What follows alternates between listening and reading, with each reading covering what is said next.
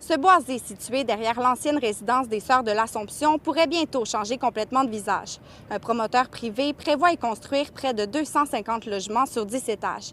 Et si le projet a déjà eu le feu vert de la ville en 2025, certains citoyens du secteur demeurent préoccupés. Le bâtiment a cette ampleur-là, sur 10 étages. Alors, tous les arbres ici vont être détruits. Ils craignent notamment la disparition d'arbres matures et les impacts sur la biodiversité présente dans le boisé. La dérogation permet de monter jusqu'à un 10 étages ici et détruire tout ce poumon-là, cet îlot de fraîcheur-là, cet îlot de biodiversité-là essentiel. Moi, j'ai rien contre la densification. Je trouve ça important. Qu'on construise sur des terrains, qu'on respecte le précepte en urbanisme de construire sur des terrains qui sont déjà minéralisés. C'est des terrains qui sont déjà comme des stationnements.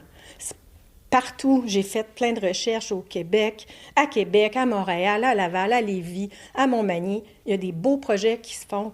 La construction au-dessus de stationnement. Une résidente réclame maintenant davantage d'explications sur les analyses qui ont mené à l'autorisation du projet.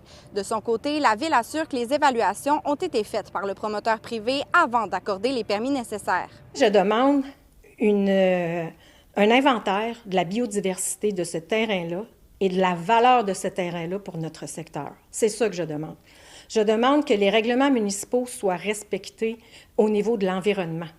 Je comprends, tu sais, moi-même, je suis citoyenne du quartier, donc je comprends très bien les préoccupations, mais comme conseil, comme conseillère, c'est sûr qu'en contexte de densification actuellement, c'est ce qu'on souhaite densifier dans ce secteur-là. C'est logique, on a des infrastructures qui ont la capacité d'accueillir plus de logements. Quand il y a un promoteur qui arrive à la ville en demandant un permis ou une nouvelle réglementation, par exemple, il faut qu'il vienne nous dire, moi, j'ai fait une étude pour montrer, bien, par exemple, couvert forestier, c'est ça, le nombre d'arbres, quel genre de fleurs il y a à cet endroit-là. Puis c'est le ministère de l'Environnement qui vient un peu réglementer qu'est-ce qu'ils ont le droit de faire en fonction de ce qu'ils retrouvent.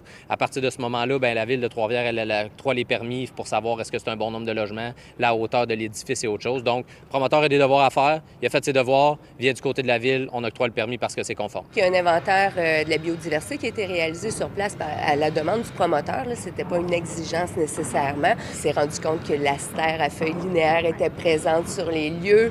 Puis, une fois que c'est une plante qui est à préserver, ça, par le ministère de l'Environnement. Donc, une fois là, que c'est connu, toutes les mesures vont être mises en place pour préserver cette plante-là. Malgré les inquiétudes, la Ville maintient que le projet respecte les règles en vigueur.